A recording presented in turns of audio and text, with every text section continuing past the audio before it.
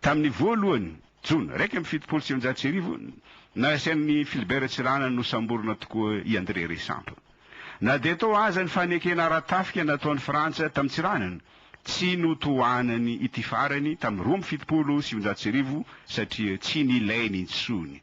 Raha nandray azy tany Paris i Georges Pompidou filoha frantsay hitany fa osa de osa ny filoha Tsiranana.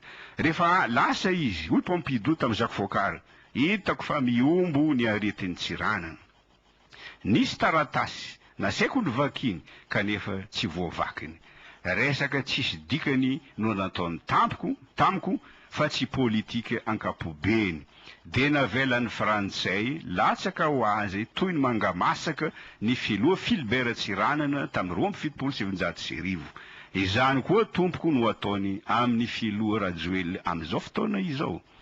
De hoy aho hoe ho very any ankady ity firenena ity raha manaraka toy ny natao hatramin'izay ny baiko ny vahiny, satria zao no marina tompoko. Sahirantsaina ny vahiny noho ny fampihavanana ataony FFKM. Matahotra izy ireo satria ho very remby eto Madagasikara izy ireo raha mihavana sy mitambatra toy ny vato ny malagasy. Dia mifampilaza izy ireo any ambadibadika any hoe inona no atao ry zareo satria na dia tao aza ny fanakorontanana maro samihafa nataontsika mety hitambatra ny malagasy noho ny fampihavanana ataonyty FFKM mandoza ity.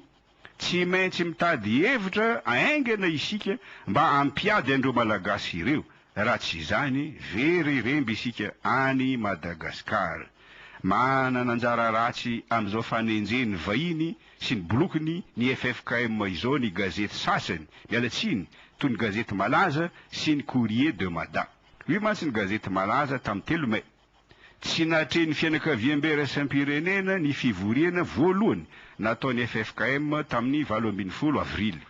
Ho tohanany ve nidinika aharitra 3 andro anomboka androany 3 May. Tahaka izany koa ny gazety Courrier de Mada tamin'ny 20 Avrily nilaza fa mpamadika ny FFKM namoaka ny fehinkevitra mikasika ny fanaovana tetezamita vaovao. Tsy izany hoy ity gazety ity no andrasan'ny vahoaka fa fanaovana fifidianana izay midika fisokafany robinet sy ny famatsiam-bola rehetra.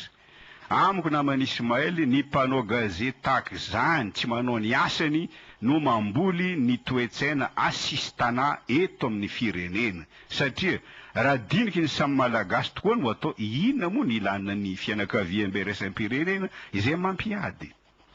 Manana anjara ratsy koa ny kandida sasany milaza fa tsy kristianina ny malagasy rehetra fa misy koa malagasy silamo, misy koa malagasy mpanaraka ny fivavahan-drazana.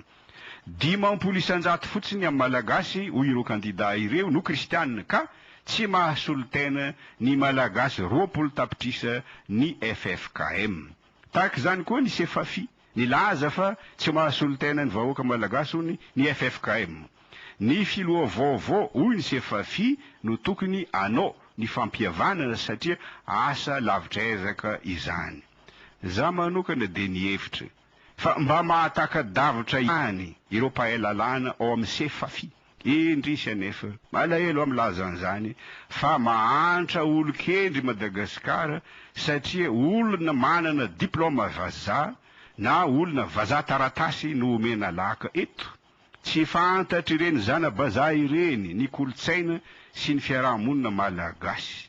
Aoko fantatra anareo zana-bazaha fa aminay malagasy tompoko mahasolo tena ny zanany ny ray aman-dreny toy ny FFKM. Za manokana dia tsy mpiangona amin'ireo fiangonan-dehibe efatra amin'ny FFKM ireo. Tsy kereko matetika aza ny FFKM amin'ny lafiny ara-panahy. Kanefa ny teny ratsy atao amin'ny FFKM ankehitriny amin'ny maha kristianina azy dia tsapako fa manindrina mafy. Ny fanenjena atao amin'ny FFKM ankehitriny amin'ny maha kristianina azy dia tsapako fa miatra amin'ny taolako. Ndao ary ry Sefafi sy anareo namana anao an'izao fanamby izao isika. Voalohany, asaina manentana ny olony ny mpitondra fivavahana rehetra amin'ny fiangonana katolika, fiangonana FLM, fiangonana FJKM sy ny anglikana rehetra eran'ny Madagasikara isan'andro manomboka rahampitso hatramin'ny 20 Jolay. mba tsy hisy andray fidy i kristianina rehetra amin'ny 4 jolay. Faharoa amin'izany fanampy zany, iangaviana ny FFKM mba hiantso ny filohan'ny fiangonana kristianina rehetra na zokiny na zandrany, fa tsy antso ny mpanao politika intsony. Ny antony ivoriana dia hiara ikondoa mikasika ny zavatra tokony ataon'ny kristianina iarovany tena eo anatrehany finiavany fianakaviam-be raisam-pirenena ambolo korontana eto Madagasikara. Ny tanjona kendreny reptilien amin'ny alalan'ny fanatontoloana dia ametraka ny gouvernement mondialy. Tokony anambatra ny heriny ny kristianina rehetra eto Madagasikara mba tsy hisy andray ny mariky ny bibidia eo amin'ny tanany sy ny andriny ny kristianina. Avelao ireo olony zao tontolo izao ihany no andray izany marika ny bibidia izany. Rehefa miatra ny fanenjehana eto Madagasikara noho ny fanandratana avo ny laïcité de l'État, tsy ny katolika, tsy ny protestanta sy ny anglikanina ihany no vonoana fa ny kristianina rehetra. Tsy antsoina amin'izany fivoriana izany ny silamo sy ireo mpandala ny fivavahana nentin-drazana, tsy noho ny fanavakavahana sanatria, fa fiantsina ny kristianina amin'ny maha-kristianina azy no atao amin'ny FFKM izao, ka anjaran'ny kristianina no mandinika ny fiarovan-tena tokony ataony amin'ny maha-kristianina azy. Raha tanteraka izany aingany, raha mitory isan'andro any amin'ny fiangonany avy ny mpitondra fivavahana kristianina rehetra eto Madagasikara, ho hitantsika eo ny lanjan'ny tenin'ny Sefafi sy ny Zanabaza sy ny kandida sasany milaza fa tsy mahasolo tena ny vahoaka malagasy ny FFKM.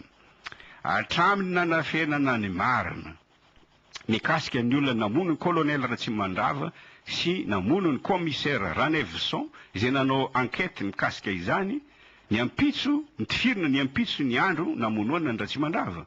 Hatraminy nankalazana ny fanjakany tsy maty manonta amin'ny alalan'ny amnistie, tsy matahotra ny tsiny sy ny tody intsony ny malagasy dia mahavandoza. Ny fanimbazimbany ireo kandidara BKS ny FFKM no voamaika ampiditra an'ity firenena ity anatin'ny kizo, satria tsy hisy zavatra anandanja, tsy hisy zavatra anamboninahitra, sy asina intsony eto Madagasikara.